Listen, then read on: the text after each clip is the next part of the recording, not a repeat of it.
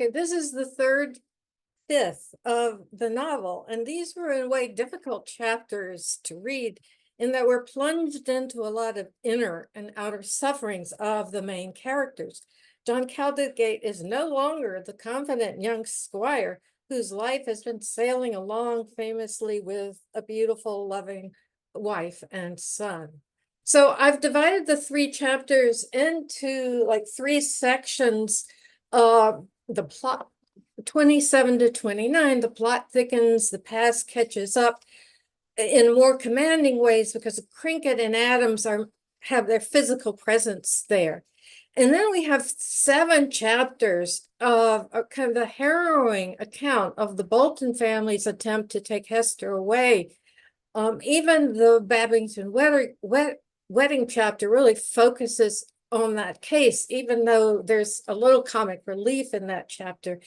And then the last 37, 38, 39, the rescue of Hester and the aftermath, more details of the case. Okay, next slide. But I found some illustrations, so we're going to go back a bit just for a little bit to see some of these. On the left is supposed to be the gold finder, and on the right is Euphemia Smith. And I take it that the two men looking at her are Dick and Jack. Okay, next. Okay, and these were I found this edition on Internet Archives where you can get free books like for an hour, and but you can't cut and paste the pictures. So I take pictures of them. But on the left, you see the kind of the life of the miners. The right was the front piece for at least the edition of the book that I saw the illustrations with of the gold mine. Next. And this is actually on Ellen Moody's page, a picture of that was the front piece of another edition of the book. And kind of see the whole camp of miners. Okay, next.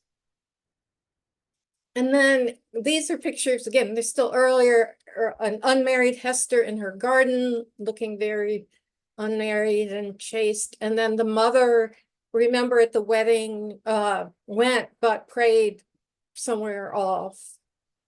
Okay, next. I think that's okay. So where we left off last time, John Caldigate had just had an unpleasant meeting with Robert Bolton the day before the christening of his son. Bolton refuses to be godfather, even though he's been godfather for a lot of kids, and expresses the need to take Hester away. And afterwards, John comes across Tom Cricket and St. John's Gardens, King's College, and he knows he is now in for it. Okay, next. Okay, the christening of Daniel Humphrey Caldigate and the unexpected visitors. Okay, the next day is a Wednesday, and oh, they're excited because Mrs. Bolton is actually going to come to Fulking to attend. Uncle Babington is there, as well as Mr. Daniel Bolton and wife. I found this kind of a class consciousness that I'll show in the next slide, that Aunt Polly looks down on the Boltons as not being upper class. But anyway, all of a sudden, everything is going well, and John is so happy that, oh my God, this is gonna go off without the clap of the thunder storm. And all of a sudden he notices that Cricket and another Australian, Jack Adamson, are there. Now, what is interesting is how John handles the awkwardness of the situation. He greets them, he introduces them to his family, he shows no kind of embarrassment, he invites them to the breakfast, the wife shows them the baby, etc. his outer behavior is very calm, but boy, Trollope really gives graphic descriptions of the inner states of John and Hester during this time. Okay, the next one is just real briefly that when Mrs. Babington found out that earlier that John was going to marry a Bolton, she made sure that he knew that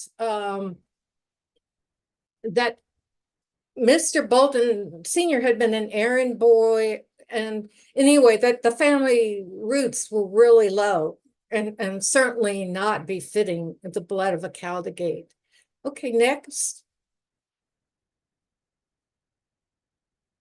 Okay, so Calligate and Crinkett go for a walk, and we get to the nature of the dispute, that they had borrowed money, they had invested in the mine, and that John Caldigate was selling. And ill fortune happened that even though it's all a risk, that John Caldigate got his 60,000, but they lost everything. And they come to England to say, you know, you're rich enough, they've lost everything. And it touches John's conscience that he didn't know all the details. But I look back in chapter 26, and it seemed the letters and the telegrams to contradict that. But anyway, he says no because it's a threat. And we see that there are really two separate issues that he's dealing with, is their loss of money and how responsible he is, and the bigamy charge. With the threat of the Crinkett doesn't bring up bigamy until he's kind of losing, and he kind of like, damn your brother-in-law, he ain't your brother-in-law no more than I am. And Trollope comments, now the sword had been drawn and the battle had been declared. Crinkett will tell all to the town. One thing you might have noticed, he's Tom Trinket up to chapter 38, and then he's Timothy Trinket. I don't know why. Okay, next. Okay, this is just a kind of a tidbit, but proposed, Trollope had thought of calling this John Caldigate's wife, or Mrs. John Caldigate. At first, when I read that, I thought, oh, that's to show how brave Hester is. But then I realized both titles suggest the emphasis to be on the bigamy charge. Who was the real Mrs. John Caldigate? Euphemia Smith or Hester Bolton? Okay, next. Okay, now Trollope makes a point here that I'm a little uncomfortable with, even though I think his heart's in the right way. His life then, by his own admission, had been disreputable. Who does not know, actually, I think it's what vices, which may be treated with tenderness, almost with complacence, while they're in the background, become monstrous, prodigious, awe-inspiring when they're made public. And he gives an example of a man who curses in private and is found out. But I just wonder if bigamy is in the same category. Trollope comments, had nothing been said of a marriage between Caldigate and Mrs. Smith, little would have been thought by Robert Bolton of the unfortunate alliance which he had admitted. But now everything was added to make a pile of wickedness as big as a mountain. And I think the question is, you know, how responsible is John for his past? Next, please. Okay, the fallout, the very next day, John goes to Robert Bolton, who says, no, I will not be your lawyer, and sends him to Mr. Seeley. And then John is escorted by a policeman to the mayor and town hall, and he is present when dispositions are given by Crinkett and a Young, who is Mrs. Smith, Caldigate's servant, and Jack Adamson. and he is committed to stand trial for bigamy in the next assizes for the county. Okay. Now, the evidence in the case. Oh, John Caldigate had promised to marry Euphemia Smith, and she had been called Mrs. Caldigate among the miners, but she had also sometimes been called Mrs. Crinkett. There was an envelope of a letter addressed in his handwriting to Mrs. Caldigate, whatever that is, novel with a Sydney postmark. There's a marriage document, and there's a letter from the Reverend Mr. Allen offering to perform the wedding. And whether this is really any proof or not, Euphemia has 2 handkerchiefs with her name, Euphemia Caldigate, and the date of the year. Okay, what are his responses? Yes, he admitted that he had said he would marry her, that he had lived together with her, that she went by his name, and that there had been a conversation about a wedding ceremony. But he had not mailed that letter, which would have been a public admitting that they were married, that he had been joking around when he penned her name that way. There never had been a former wedding ceremony. He says, no doubt I was a fool and I paid for my folly. I bought her off. Okay, so we have this inner and outer characterization of Caldigate in these chapters.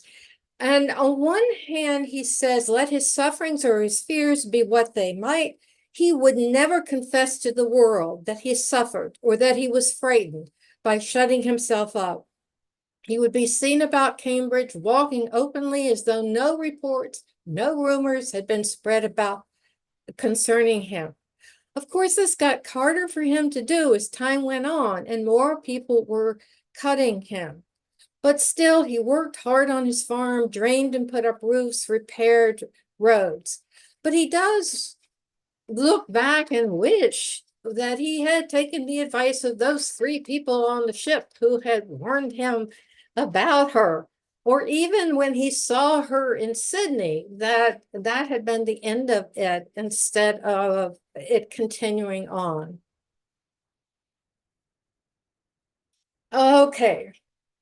This is kind of the hard part, and it's in a way the main part of what we read is the Bolton sense of their duty to protect Hester and her child from the vileness of John Caldigate. And so there's this elaborate plan to lure her to Puritan Grange and then imprison her, literally put chains and bolts on the gates, bolt up all the windows, etc. And of course, most of this is kind of a focus on Mrs. Bolton and her religiosity. Is she to regard her daughter as Hester Bolton or Hester Caldigate? Is her child a bastard? This is a complicated sentence, but I think it really describes her evil thoughts, hardness of heart, suspicions, unforgivingness, hatred, being too impalpable for denunciation in the Decalogue, that is the 10 Commandments, but lying nearer to the hearts of most men than murder, theft, adultery, and perjury, were not equally abhorrent to her. I mean, she thought it was okay to have all this hardness of heart and be unforgiving. I was struck by, so William is chosen. So that Saturday night that they plan at the Grange, and William is supposed to come. He's the brother in London to invite Hester. And she suspects a little bit, but she says, I will not hear anything negative said about him or I will leave. And at the end, I thought it was so striking that I would put it down here. She says, try and be charitable, William. I sometimes think at Chesterton, we hardly knew what charity meant. That religion has been so harsh. And Mrs. Bolton's religiosity. I mean, I love this description. She was a woman who never gave way to temptations of ease. A nasty dark morning at 6 o'clock with no fire and no hot water, with her husband snoring while she went through her operations, was to her thinking the proper conditions of things for this world. Not to be cold, not to be uncomfortable, not to strike her toes against the furniture because she could not quite see what she was about, would to her have been to be wicked. I feel like it just she's got this religious masochism, but she is sadistic the way she wants to impose it on Hester. And then, of course, this is jumping ahead, but to her husband pleased that Hester would die if kept locked up much longer, she answered that Heather's soul and its salvation was more important than her body, which is, well, that you can say that about your own child. Okay, we get comic relief of a sort with the Babington wedding. Julia, who, oh God, remember they tried to force her into marrying John. Oh, she is now going to marry the Reverend Mr. Smirky, a widower with 5 children.